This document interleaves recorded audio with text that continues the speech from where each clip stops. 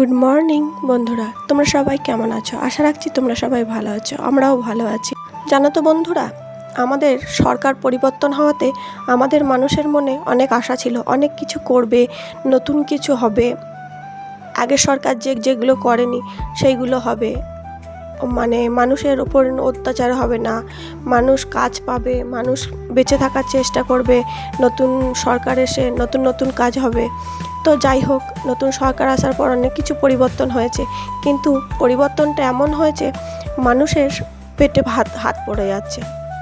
কি বলতো, যে পার্টি আসুক না কেন আমরা খুশি, আমরা সাধারণ মানুষ, আমরা ভোট দেওয়ার মালিক ভোট দিয়েছে, আমরা কিন্তু পার্টি করতে যাই না। আমরা সাধারণ মানুষ একটা জিনিসই ভাবি যে আমাদের দিন শেষে কাজ করেই খেতে হবে, দুবেলা দুটো পেটের ভাত জোগাড় করতে হবে।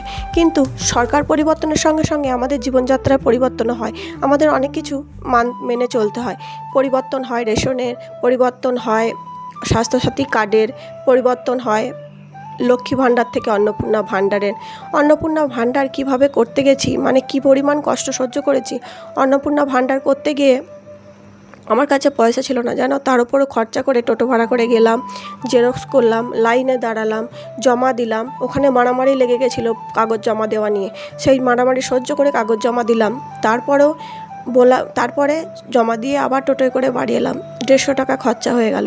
আমার ছোট ফ্যামিলি, তাই 150 টাকা খরচা হয়েছে। যাদের বড় ফ্যামিলি তাদের কত খরচা হয়েছে। একটা মানুষের হাতে পয়সা নেই, সেখানে 100 টাকা 200 টাকা 500 টাকা খরচা করা কত কষ্টকর। তারপরে অত কিছু কাগজ জোগাড় করতে হয়েছে। তারপরে আবার শুনলাম অনলাইনে করতে হবে, অনলাইনে আবার ফর্ম ফিল আপ করলাম, সেখানে আবার টাকা গেল। আশা করে বসেছিলাম সেই মাসে টাকা পাবো, সেই মাসে টাকা পেলাম না। আবার পরের মাসে হয়ে গেল, পরের মাসে অনেক মানুষ টাকা পেল। অত মানুষের মধ্যে আমার এমন কপাল, আমার টাকা ঢুকলো না। জানো, আগে সবাই টাকা পেত না, সবাই মেনে নিয়েছিল। যখন টাকা পাওয়া শুরু হলো তখন কিন্তু সবাই আশা করে বসে আছে যে আমিও পাবো, তুমিও পাবে। কারণ ভোট তো আমরা সবাই দিয়েছি। আমরা মেয়েরা প্রত্যেকেই অসহায়, ইনকাম করে ছেলেরা, ছেলেদের হাতে পয়সা, মেয়েদের কোনো স্বাধীনতা নেই, মেয়েদের কোনো টাকার ওপর অধিকার নেই। একটা মেয়ে ইনকাম করলে সেই কিন্তু ইচ্ছা মতো খরচা করতে পারে, না হলে ছেলেরা ইনকাম করলে মেয়েদেরকে হাত পেতে দিতেও চায় না। হাত পাতলেও কৈফিয়ত দিতে হয়, কি করবে তুমি টাকাটা নিয়ে।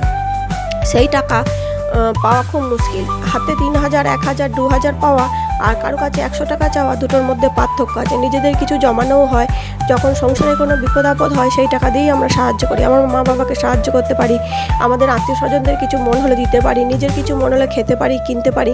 জানি স্বামীরা ইনকাম করে ভাত কাপড় দেয়, কিন্তু সবটা তো তাদের পক্ষেও করা সম্ভব নয়। একটা মানুষের ইনকামের পক্ষে ইনকাম করে সব করা সম্ভব নয়। তারপর শুনলাম হকার উচ্ছেদ হচ্ছে, মানে দোকানদাররা নাকি রেলের জায়গায় ছিল, এত বছর রেলের জায়গায় ছিল তারা কিন্তু যাই হোক কাজ করে খেয়েছে, পেটের ভাত চালিয়েছে, মানে কাজ এত বছর ধরে সেই জায়গায় থেকেছে। আমি জানি যে অন্য জায়গা দখল করা অন্যায়, কিন্তু তাদের তো একটা ব্যবস্থা করা উচিত ছিল তাদের একটা ব্যবস্থা করে একটা জায়গায় বসানো, তারা ব্যবসা করে খাক। তারা গরিব মানুষ, তাদের পক্ষে তো সম্ভব নয় একটা বড় বড় লাখ লাখ টাকার স্যালামি দিয়ে একটা দোকান নেওয়া।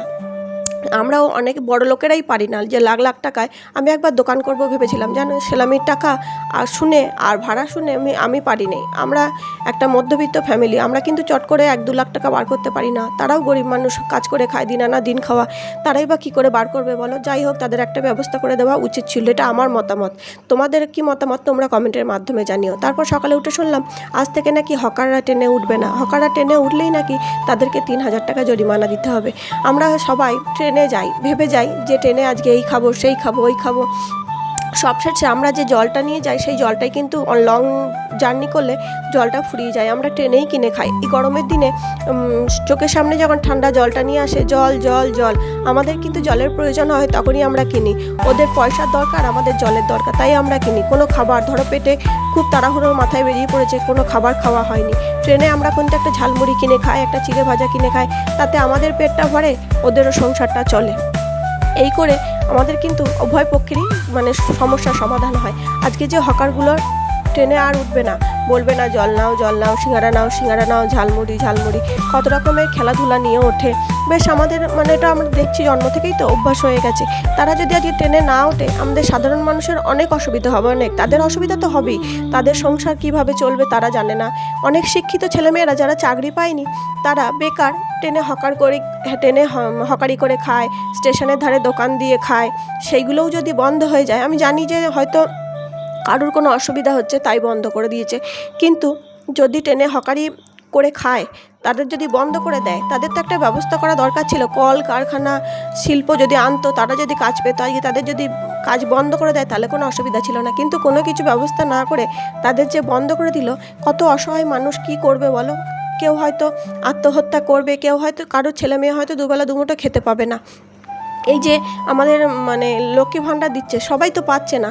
আমরা কতজনই তো ফর্ম ফিল আপ করেছি, কিন্তু কিছু মানুষ পেয়ে গেছে, যাদের সোর্স আছে, যারা অঙ্গনওয়াড়িতে চাকরি করে তারা পেয়ে গেছে, যারা আশাকর্মী তারা পেয়ে গেছে, যারাই নিজেরাই ইনকাম করে তারা পেয়ে যাচ্ছে। আমরা গরিব মানুষ, অসহায় মানুষ, আমাদের একটা পয়সা নেই, আমাদের মেয়ে ছেলেদের হাতে পয়সা নেই, আমাদের দিন আনা দিন খাওয়া মানুষ আমরা, আমাদের হাতে কিন্তু টাকা এখনও আসেনি। কিন্তু যাদের প্রয়োজন নেই, যারা ইনকাম করে, যারা চাকরি করে তারা পেয়ে যাচ্ছে। এটা কি ন্যায়?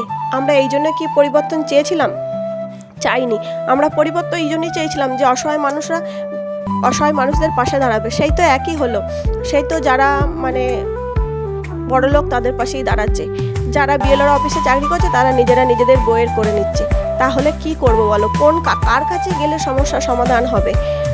সেই ডাক্তারে যদি কসাই হয় তাহলে আর কার কাছে যাবে মানুষ? ভগবানই যদি শয়তান হয়। তো আমরা সাধারণ মানুষ না খুব অসহায়। আমরা আশা করি যে এ বোধহয় আমাদের যে ভালো করবে, ও বোধহয় আমাদের ভালো করবে। লঙ্কায় যে আসে সেই রাবণ হয়। আমরা সাধারণ মানুষ, সেই তুচ্ছ মানুষ তুচ্ছই থেকে যায়। আজকে আমার ঢোকেনি, কত অসহায় মানুষের ঢোকেনি টাকা, কষ্ট হচ্ছে জানো চালাতে। আমাদের হাতে যদি টাকা থাকে না, আমরা আমাদের সংসারেও কিছু হেল্প করতে পারি। ভেবেছিলাম 3,000 টাকা পাবো, সংসারেও কিছু হেল্প করতে পারবো। আজকে একটা মানুষের পক্ষে ইনকাম করে সংসার চালানো অনেক কঠিন 2026 সালে দাঁড়িয়ে। এখনকার পয়সার মনে হয় মূল্যই নেই। মানুষ যেমন ইনকাম করে তেমন জিনিসের দাম, তেমন খরচা। কি করব বলো? কিছু তো করার নেই। আমাদের হাতে তো কিছু নেই। যদি আমাদের হাতে থাকতো এতক্ষণ মানুষে মারামারি লেগে যেত। আমার মানে কি বলবো, শুনে থেকে খুব কষ্ট লাগছে যে আমরা দিন আনা দিন খাওয়া মানুষ। আমাদের স্বামীরা তো চাকরিও করে না, রোজ যেটা ইনকাম করে আনে সেটাই আমরা খাই। তাহলেও আমাদের অ্যাকাউন্টে ঢুকলো না। এমন মানুষে যাদের দরকার নেই তাদের অ্যাকাউন্টে ঢুকে যাচ্ছে। কার কাছে যাব বলো ন্যায়ের বিচার চাইতে? তাহলে এগুলো কি এই জন্যে কি মানুষ পরিবর্তন করেছিল? পরিবর্তন করে নেই। আমরা শুনছি নাকি আয়ুষ্মান ভারত কার্ডটাও আমরা সবাই পাবো না। কারণ এখন তো ভোটের আগে একরকম আমরা শুনেছিলাম, ভোটের পরে একরকম শুনছি। আমরা অনেক আশা নিয়ে ভোট দিয়েছিলাম যে পরিবর্তন হবে, সবাই ভালো হবে, যে যাকেই ভোট দিক না কেন। তাই বলছি, কিন্তু পরিবর্তন হলো কই? সেই তো সাধারণ মানুষরা কিছুই পাচ্ছে না, বড়লোকরাই পাচ্ছে। তোমাদের কার কার মত একই বলো। আমি কিন্তু তৃণমূল, বিজেপি, সিপিএম, কংগ্রেস কিচ্ছু বলছি না। আমি কিন্তু সাধারণ মানুষের কথা বলছি। আমরা একটা পার্টি থেকে আরেকটা পার্টি চেঞ্জ করতে পারি, কিন্তু পার্টি চেঞ্জ করতে হবে না, মানুষের মানবিকতা চেঞ্জ করতে হবে, মানুষকে পরিবর্তন হতে হবে। আমরা যেমন প্রত্যেক দিনই পরিবর্তন হচ্ছে। আমার যখন 10 বছর বয়স ছিল তখন আমি একরকম ছিলাম, যখন আমার 15 বছর বয়স হলো তখন আমি একরকম হলাম, যখন আমার 30 বছর বয়স তখন আমি একরকম হলাম। তো আমরা তো সময়ের সঙ্গে সঙ্গে নিজেকে পরিবর্তন করেছি। তাহলে আমরা পরিবর্তন কেন চাই? যাতে ভালো হয়, আমাদের উন্নতি হয়। এই পরিবর্তন আমরা কেউই চাইনি। যাই হোক, ভালো যদি হয়ে থাকে তো ভালো হোক। আমরা সাধারণ গৃহবধূ, আমরা মানে ঘুম থেকে উঠে কিভাবে স্বামী, সন্তান, শ্বশুর শাশুড়ি নিয়ে সারাদিন ভালো থাকবো বা তাদের মুখে খাবার তুলে দেবো, এই নিয়ে ভাবি। আমরা পার্টি পলিটিক্স বুঝি না জানো, আমরা অঙ্ক বুঝি না। আমরা এই নিয়ে ভালো থাকতে চাই যে আমরা মাত্র তুচ্ছ 3,000 টাকা নিয়ে খুশি থাকতে চাই। আমরা ওই কে জিতলো, কে হারলো, কে পদে এলো, কে পদ পেলো না, এইসব নিয়ে জানতেই চাই না। আমরা শুধু মানে একটু ভালো থাকতে চাই। যাই হোক, আমি সকাল থেকে কাজকর্ম করলাম, তোমরা দেখলে। আর এই 2 দিন মনটা খুবই খারাপ। অন্ততপক্ষে ফোনপেতে আমি এই 2 দিনে 100 বার চেক করেছি আমার ফোনে টাকা ঢুকেছে কিনা। টাকা তো আসেইনি, ঢুকবে কি করে? কত মানুষের প্রয়োজন নেই, তারা পেয়ে গেছে। যাই হোক, আমরা না পেলে কিছু তো করার নেই। কার কাছে যাব বলো, কাকে বলবো? সমস্যার মধ্যে আছি। কি যে সমস্যার মধ্যে আছি সেটাও বলতে পারবো না। মা বাবার একমাত্র মেয়ে আমি, ছেলে নেই, প্রচুর দায়িত্ব। তারপরে আমাদের শ্বশুরবাড়িতে আমার স্বামী একমাত্র ইনকামের মানুষ, এতগুলো মানুষের খাওয়া দাওয়া অসুখ বিসুখ সব দায়িত্ব। তো যাই হোক, টাকাটা পেলে অনেক সুবিধা হতো। ছেলে পড়তে গেল, আমি একটু এগিয়ে দিয়ে এলাম। সকাল থেকে কাজ করতে করতে কাজে মন নেই যেন, মানে সকালে 6টায় উঠছি, তাও 11টা বেজে যাচ্ছে, কাজ আর শেষ হচ্ছে না। কি করে শেষ হবে? চিন্তা, মনের মধ্যে চিন্তা থাকলে না কাজ তাড়াতাড়ি এগুতে চায় না। ওকে দিয়ে এসে আমি বললাম আমার ছেলেকে একবার ব্যাংকে দেখিস তো, দিয়ে মনটা সেইখানেই পড়ে আছে। তারপর দেখছি সুন্দর লাগছে পাতাটা তোমাদেরকে দেখালাম। আর মুড়ি নিয়ে বসে গেছি, মুড়ি আর ছোলার ডাল। আমি ঘরটা মুছে তারপরে সকালে ঘুম থেকে উঠে আমার বিড়ালটা বেরিয়ে গেছে। 3বার খাওয়া হয়ে যায়, ঘুমিয়ে পড়ে। সকাল থেকে বিড়ালটা আসেনি, 2বার গিয়ে দেখে এলাম কোথায় গেল। মায়াতেই তো আমরা মরেছি জানো। মনে হয় যে ছেলেটার কিছু হলো নাকি। ওকে নিয়েই সারাদিন আমি থাকি। আমার পাশের বাড়ির বিড়ালটা আমার পায়ে পায়ে ঘুরঘুর করছে, কিন্তু আমার বিড়ালটাকে আমি সকাল থেকে ঘুম থেকে উঠে চোখ খুলে দেখিনি। তোমরা তো ভিডিওতে দেখতে পাও, আমার সেই ছাদে যায়, আমার পায়ে পায়ে ঘোরে, আমাকে ঝাঁট দিতে দেয় না। সে তাকে খুঁজে পাচ্ছি না। হঠাৎ করে এলো বৃষ্টি, চান করে এলাম আর বৃষ্টিটা এলো। তো আমি তোমাদেরকে দেখালাম যে বৃষ্টি পড়ছে, দেখো। যাই হোক, হঠাৎ চাল মেঘের মতন বৃষ্টি, আর কি গরম কাটছে না। তো আমি অনেকক্ষণ খোঁজার পরে ও এলো জানো। ওটা বড় বিড়াল মারছিল। আজকে দুপুরে সেরকম কিছু রান্না করিনি। সকালে রান্না করেছিলাম ডাল, আলু ভাজা আর মুড়ি খাওয়ার, ছোলার ডাল দিয়ে পেঁপে দিয়ে তরকারি।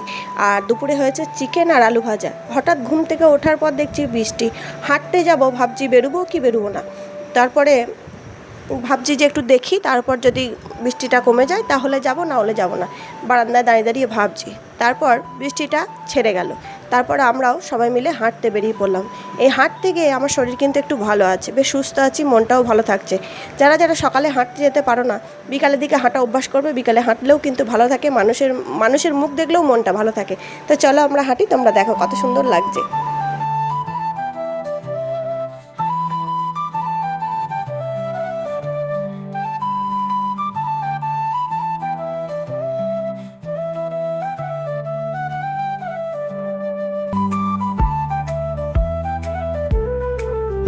হাঁটাহাঁটি করে আসার পর সন্ধেবেলায় ওর বাবাকে বলে চুরমুর খাবে। ওর বাবা চুরমুর নিয়ে এসছে, বাবু খাচ্ছে, এবার আমিও খাবো। আমার বাবুর আর আমার শাশুড়ি, আমার হাজব্যান্ড এগুলো খায় না। তো যাই হোক, আমি খুব একটা এই চুরমুর খেতে ভালোবাসি না, কিন্তু সব যে আমার ভালোবাসাতেই হবে তার তো কোনো মানে নেই। একদিন ছেলের ভালোবাসা ছেলের পছন্দে, একদিন শাশুড়ির পছন্দে, সবার পছন্দ অনুযায়ী খেতে হয়। আমি ফুচকা খেতে ভালোবাসি, টিকিয়া খেতে ভালোবাসি, তবে এই চুরমুরটা আমার অতটা ভালো লাগে না। তারপর সস খেতে ইচ্ছে করছিল, সস আর আনলাম না। আজকের মতো ভিডিওটা কেমন লাগলো জানিও। টাটা, ভালো থেকো।